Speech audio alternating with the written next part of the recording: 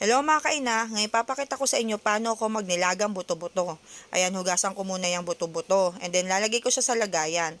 Then after nyan, lalagyan ko na siya ng tubig mga kaina kasi pakukulan ko yan at least mga 30 minutes. Siya nga pala, request ng Mother Earth ko yan kasi nakatanggap siya ng blessings. Sana all. Tapos habang nagpapakulo tayo, maghihiwa na ako ng sibuyas. And then, ang pechay bagyo at ng onion leeks. Naglalagay kasi ako ng onion leeks mga kaina para malasa.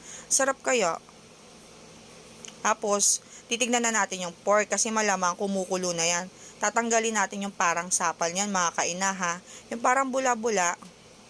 Ayan. Tapos after nyan, maglalagay na ako ng malupitang sikreto na parang ako lang nakakaalam. Gano'n. Charot lang. Tinidor, pampalambot ng pork, ng baboy.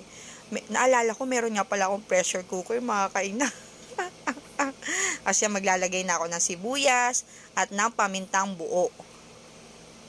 Yan. Tapos yung onion leeks, lalagay ko na rin yan para mas lumasa na.